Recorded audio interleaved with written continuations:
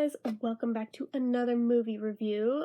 We already just recently reviewed Look Who's Talking. Now I'm reviewing Look Who's Talking 2, which is the sequel to the movie. There's also a sequel to the sequel, I haven't gotten that far yet. And again, talking quietly because, once again, it's like 1 in the morning. This was not intentional for how it worked out, but apparently there's something about me and these movies and watching them late the frick at night.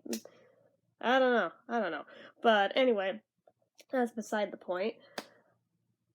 I feel like a weirdo for this, but I mean, just like with Ghostbusters, like the original one, I liked the sequel more than the original, and this is true here too of this one. I liked this one considerably more than the original. The original one, I don't know, there was a lot of things about it that bugged me, whereas this one I was like, yeah, it's really cheesy and cliche and almost groan-worthy at points. Again, didn't age the best, but I mean, not as badly as the original, though. But ultimately, this one I found really cute and endearing and had a lot of heart to it, so couldn't complain too much.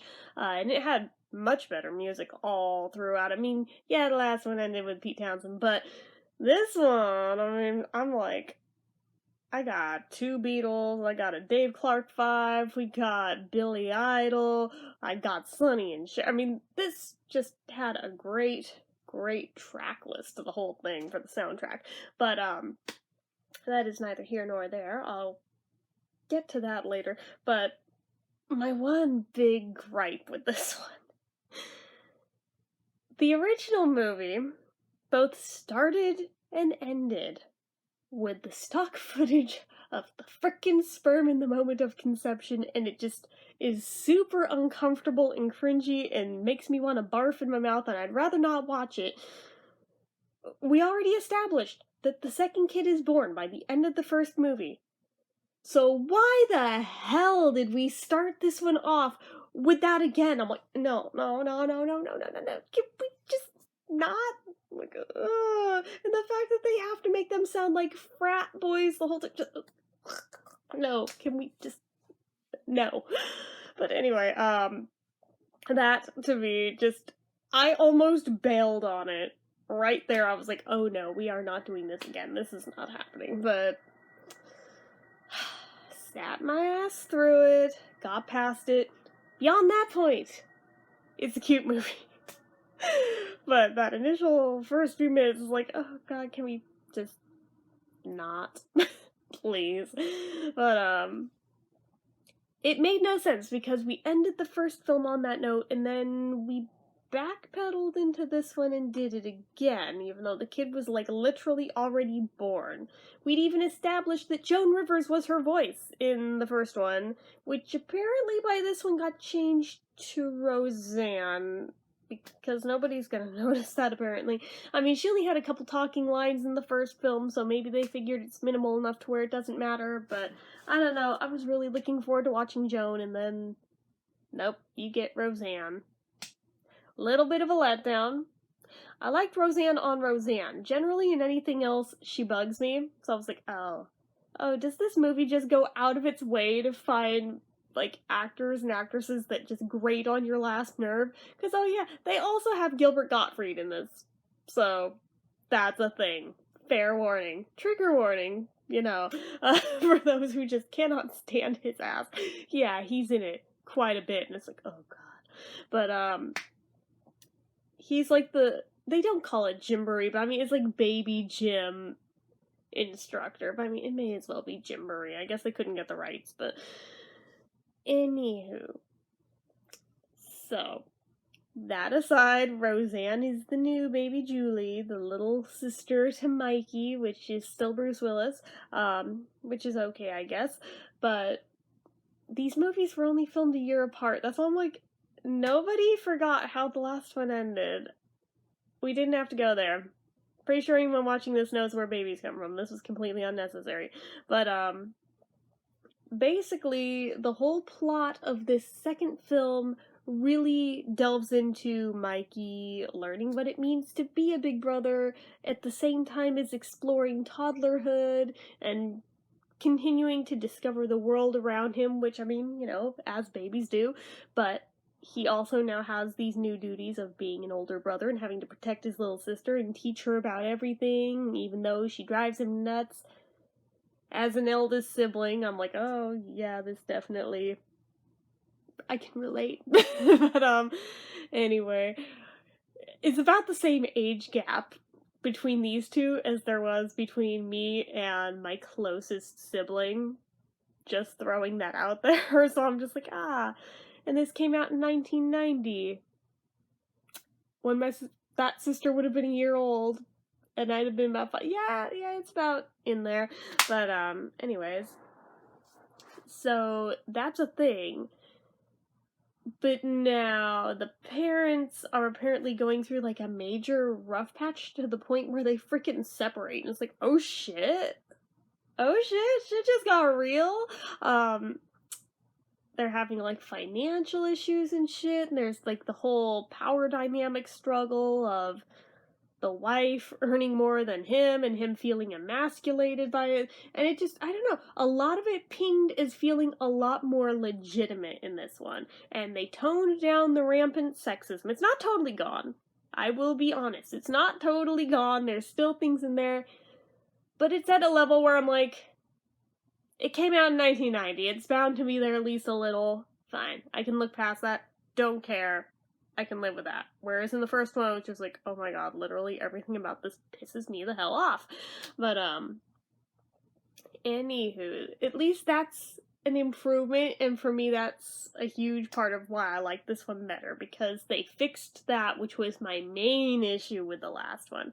But, I mean, just watching the dynamic of the two siblings, I'm just like, oh god, anyone who has a sibling can relate hard freaking core to this, I'm pretty sure, especially who had about that age gap between them. But, it's the good, the bad, and the ugly, pretty much, and I was just like, okay, I can hang with that. Although one very minimal scene out of the whole thing, totally not even an important scene, but probably my favorite just because of who had a cameo in it. So, Mikey is talking to his friend Baby Jim about this whole potty training thing because he's being potty trained right now and he thinks it's a load of BS, and his friend already has, like, done it, and he's talking about the toilet man who wants to eat your pee and poop. And Mikey's like, that's not a thing. Until he has a nightmare about the toilet man.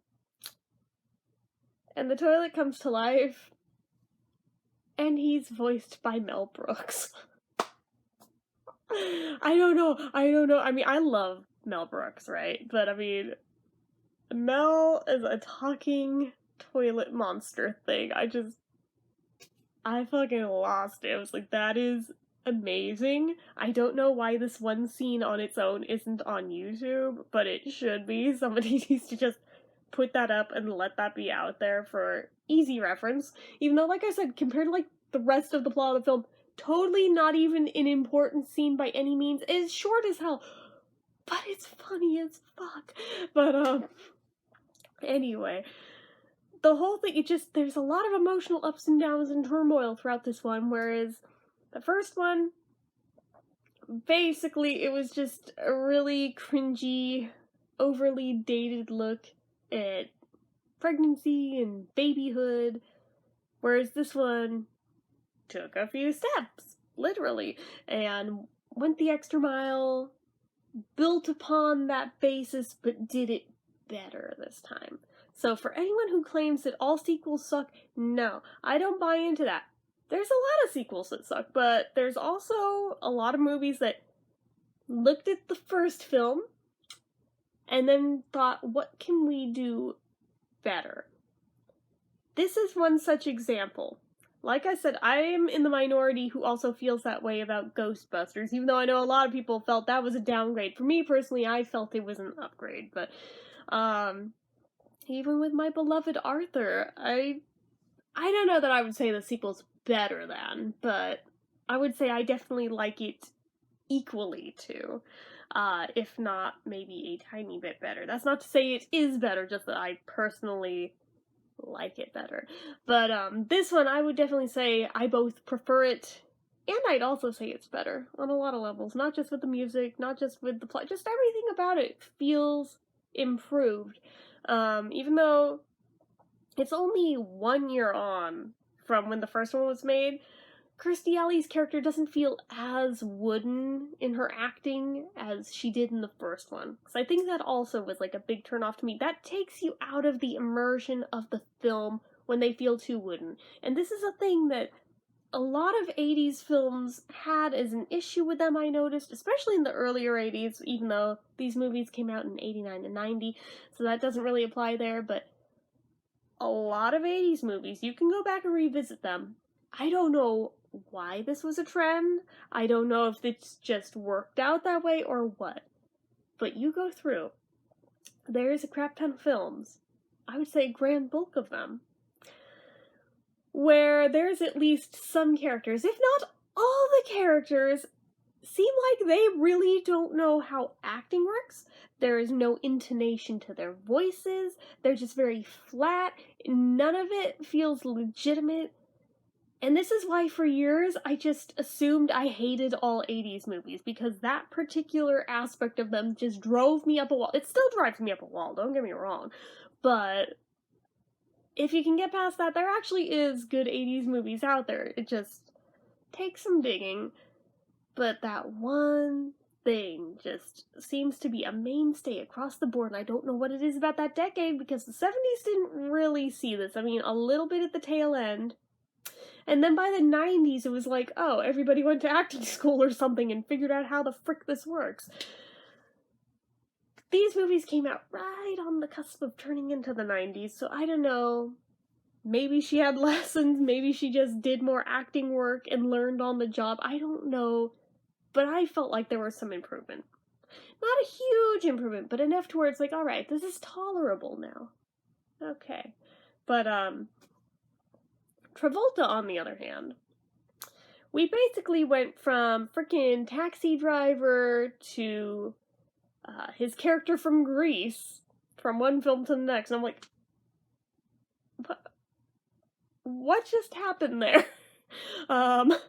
Okay, that's different, but I mean, not terrible, but just, I know he had a kid, but like, I don't think that would have pussified him that badly, but I don't know. But, I don't know, there was just a lot of things that felt more fleshed out and more thought out. I do notice that Mikey's birth father is literally nowhere in this film. She felt so freaking strongly about introducing the two of them in the first one. And yes, it went terribly badly. I wouldn't be surprised if that's why he's like, yeah, I want nothing to do with him ever again. But I was just like, yeah, he doesn't get so much as a footnote in this one. So that's kind of interesting. But, yeah, pretty much when early into the film, George Harrison's Got My Mind Set on You started playing during one scene. I was like, okay, any apprehensions I had about this film before, casting those aside, because they actually included George, so, alright. And then they had Jonathan's Jealous Guy later on, and I was like, oh shit, I got two in this one, cool.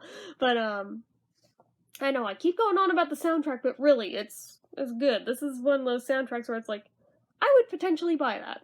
Granted, I have everything on it, so there'd be no point for me to do so, but hypothetically, I would buy it just based on what's on it. I don't know, I thought it was really cute. I found it endearing outside of the stock footage scene, of which we shall not speak anymore of. But I thought it was cute. Would I call it good? Still don't know that I'd go that far. But would I call it better than the first one? Yes. Hands down, a lot better than the first one. I preferred it a lot better to the first one. Does that mean I feel hopeful about the third movie? No, just the whole premise of that one, I'm just like, oh, this one's gonna be a freaking shit show. I just know it, but we'll see how it is, but I'm not holding my breath on that one, because I have a feeling it's gonna suck terribly, and it's probably why it was the last film in the series, but I mean, I watched the first two, I may as well watch the third one, so there's that. But yeah, I don't know, if you've never seen it, it is on both Amazon Prime Video and on IMDb TV, which is free to watch, although I think it's like connected to Amazon Prime, so even if you don't have Prime, you can still watch it. It's powered by it, so I don't know.